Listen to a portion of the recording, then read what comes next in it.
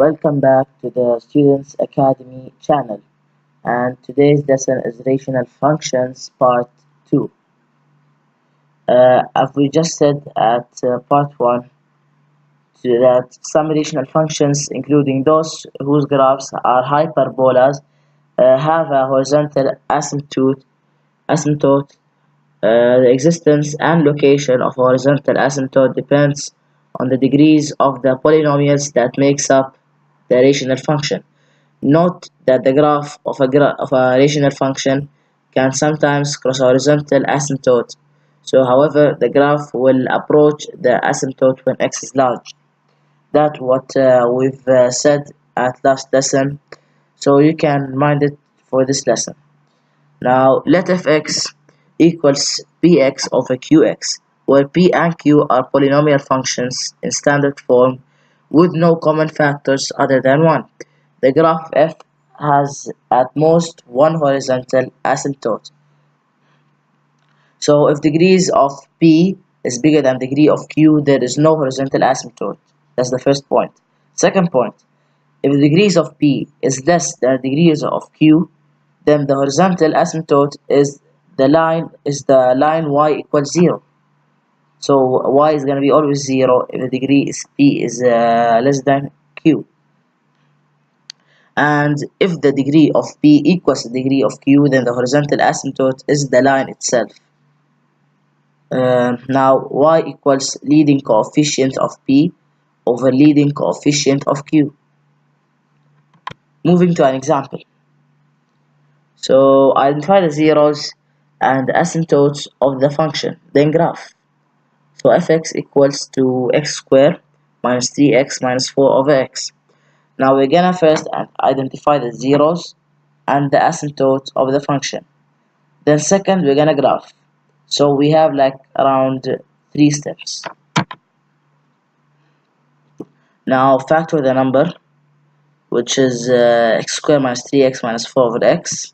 When we factor it, we're gonna get the zeros, which is 4 and negative 1. You could get the zeros even by graphing, like who don't know how to factor, he could just graph by using graphic calculator or table mode in a normal calculator. Now the denominator or the denominator is 0 when x is equals to 0. So the vertical asymptote is x equals to 0. And the horizontal asymptote is none, because the degree of p is bigger than the degree of q. Now graph with a graphing calculator or by using a table of values, which is the table mode in the calculator, in the normal calculator. After we graph, we're gonna get the vertical asymptote, which is x equals 0, as we just said at first, and that's it. Now moving to 4b. Identify the zeros and asymptotes of the function, then graph. Now fx equals to x minus 2 over x squared minus 1. So we're gonna factor the denominator to get our zeros, or you could graph them by graphic calculator, or I don't have to say all of this like every time. Now the denominator is 0 when x is not equal to 1. I mean like x will be never equals to 1. The equal that has a scratch means that doesn't equal. But wait, this is not an not equal. This is a plus or minus. For those who was concentrating with us, this is not an equal. It's not equal, even though it's plus or minus.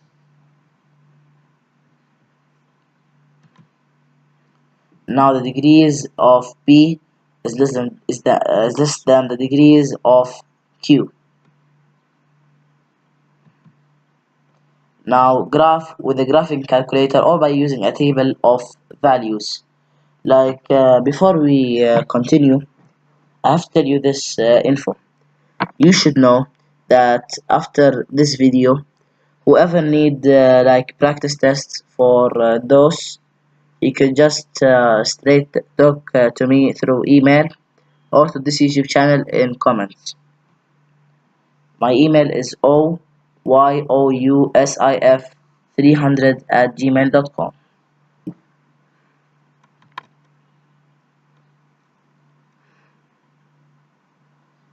Now, when we graph them, we're finished because we end by graphing.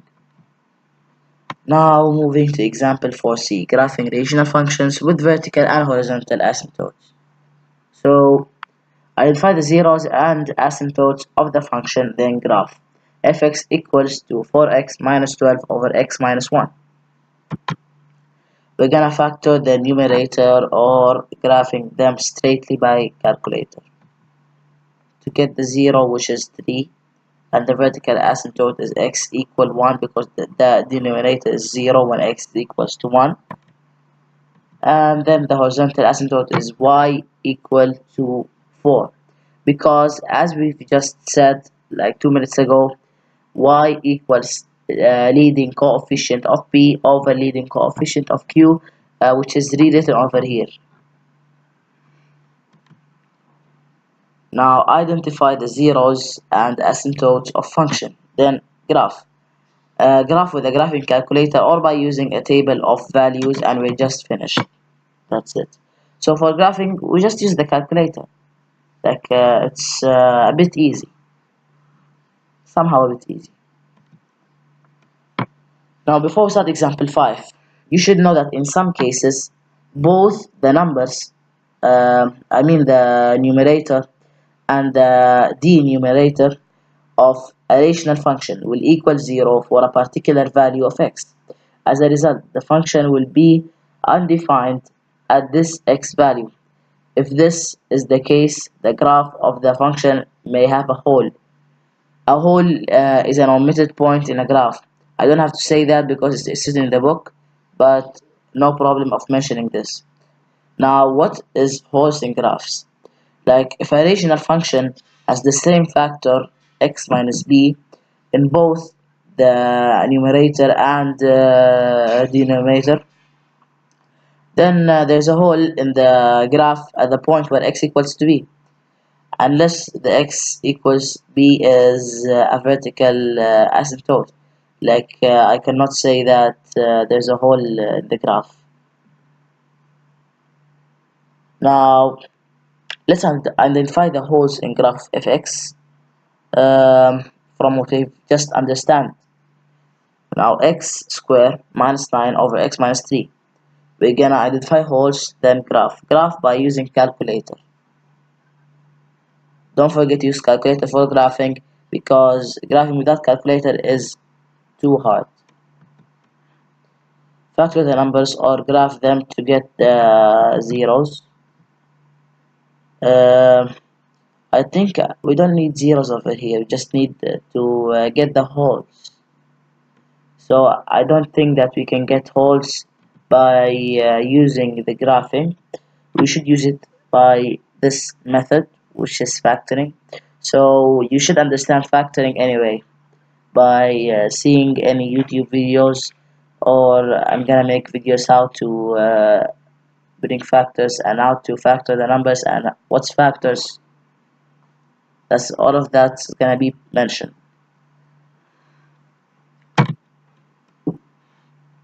Now for x is not equal to 3, we're gonna just divide out common factors so we can get one answer, which is x plus 3. Then the graph of f is the same as the graph of y equal to x plus 3, except for the hole at x equal 3.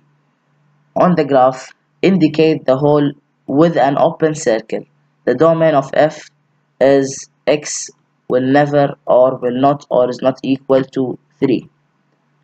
So here's our hole.